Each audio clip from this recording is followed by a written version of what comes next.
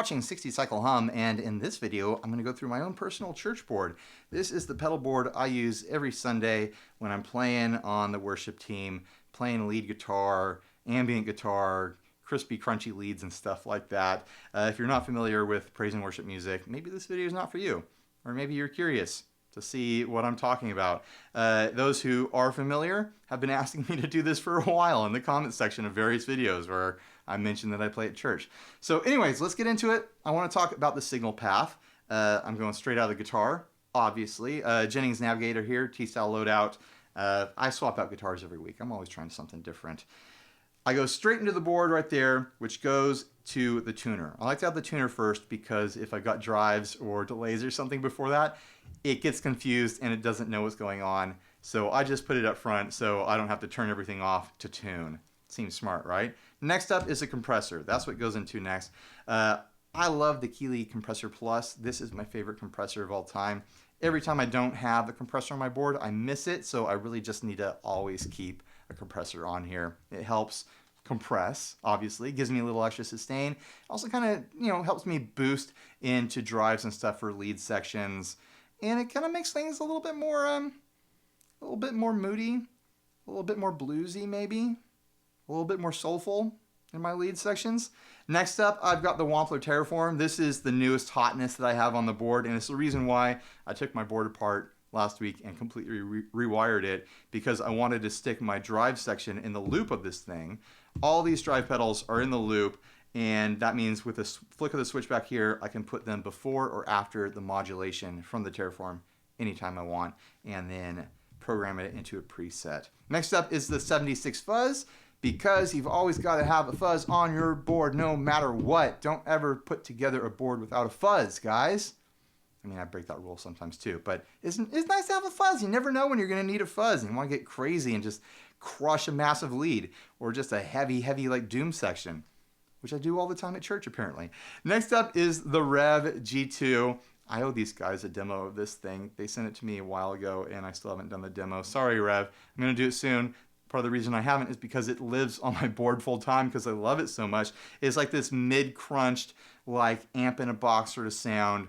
It breaks up really nice and light with picking dynamics. It also pushes really nice into my 50-50 here.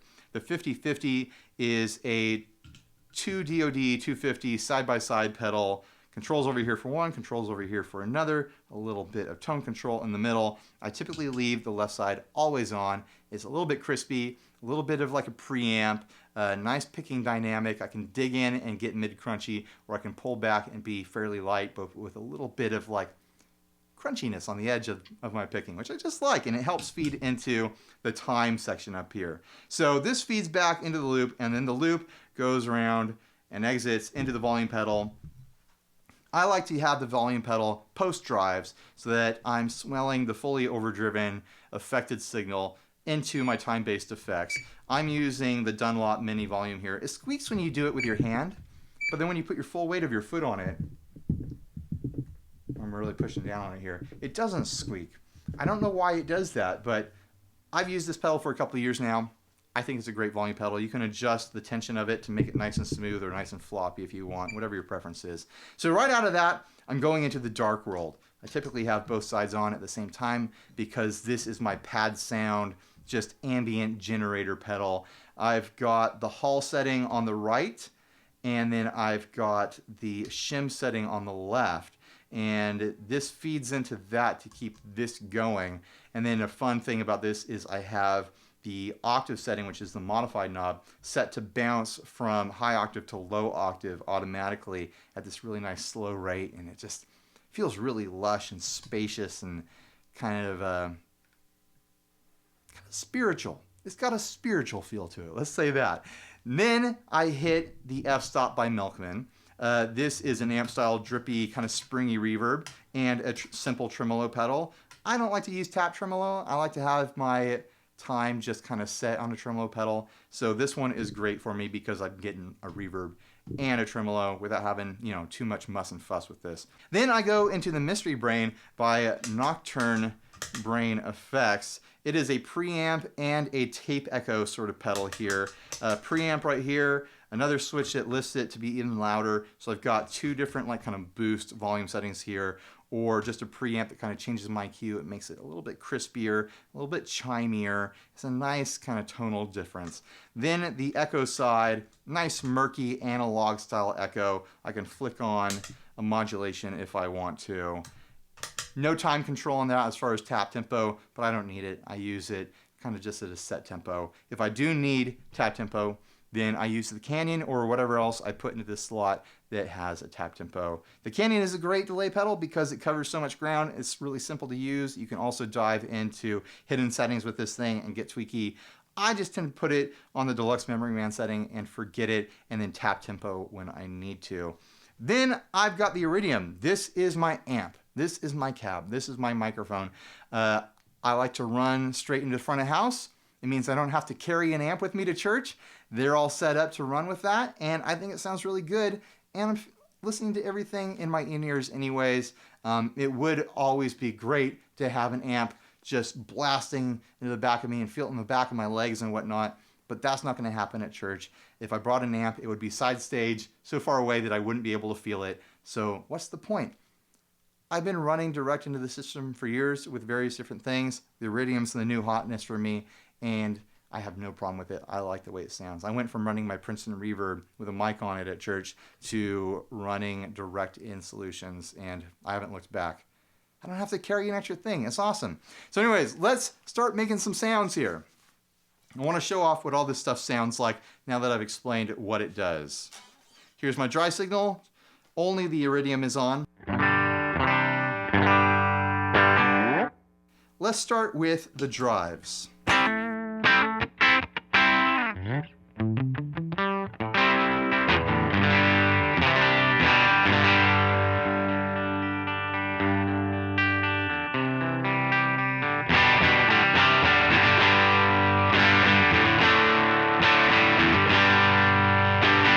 I just feel like it's a good bass for, hitting some time-based effects.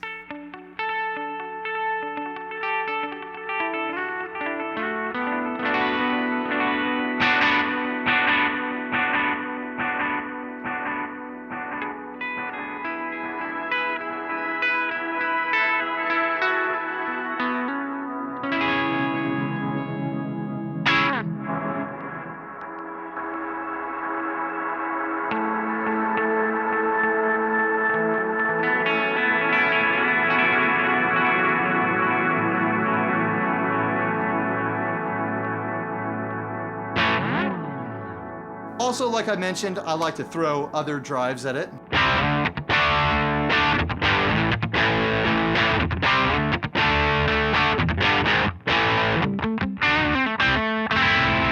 This is what the G2 sounds like without the 50/50 after it.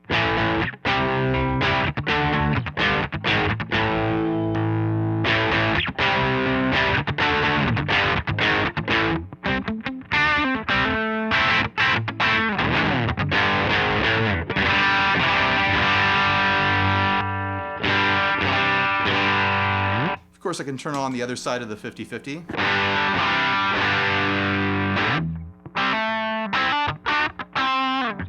Let's hear it with some compression.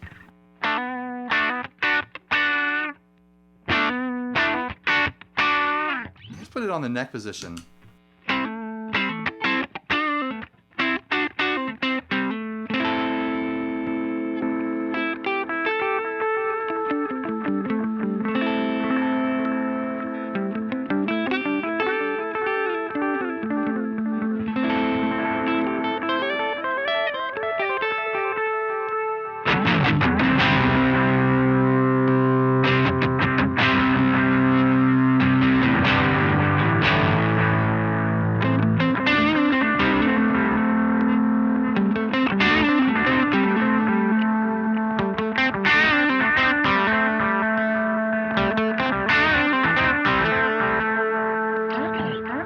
Show you what it sounds like to hit that 50/50 with the fuzz.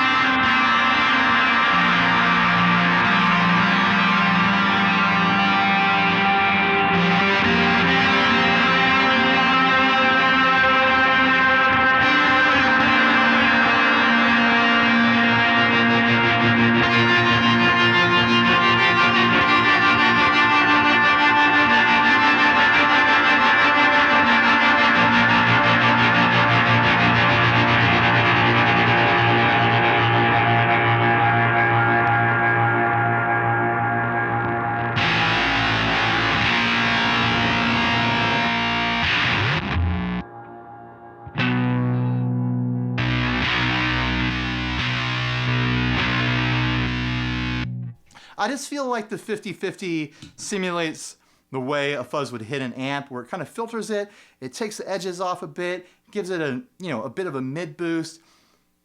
I think it sounds a lot better in a mix, but that's me. You can do whatever you want. Anything else I need to cover on this? Here's kind of like my drippy reverb sound. I like to do kind of this sort of stuff.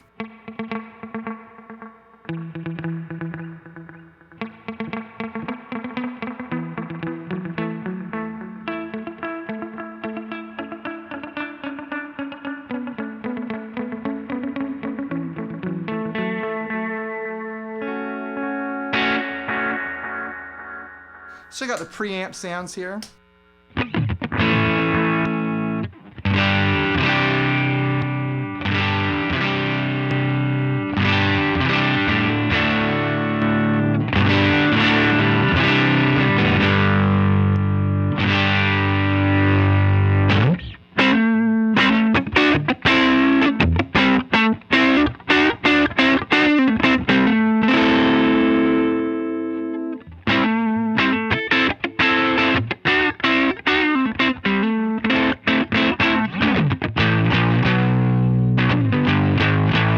I just really like that way that preamp hits the iridium. There's a lot of character there. There's a lot of fun sounds to be had. It's a cool thing. I wasn't using this a lot till I got the iridium, but I think they're just a really nice pair, honestly. So there's my board. If you have any questions, ask me down below. Just know that this isn't me saying this is what anyone else needs to use. This is just what I use. You could play at church with the simplest rig possible. Guitar straight into an amp if you want to. Play the way you want to. Don't let anyone else tell you what to do. You can, of course, go crazy with pedal boards and fill them up and get stereo amps and stuff. It's for fun. Like, you should be having fun on your church's worship team, and you should be exploring guitar as an instrument the way you want to explore it. I guess what I'm saying is just, you can go your own way. All right, I don't know where I was going with that, but thanks for watching. Please like, subscribe, dislike, leave me a rude, nasty comment, support us on Patreon, blah, blah, blah. Buy a t-shirt, I don't know. There's all kinds of stuff you guys could do. Follow the Facebook group. The Facebook group is where we have a lot of fun and really build the community side of 60 Cycle Hum, so go check that out. All right, bye everyone. Stay grounded.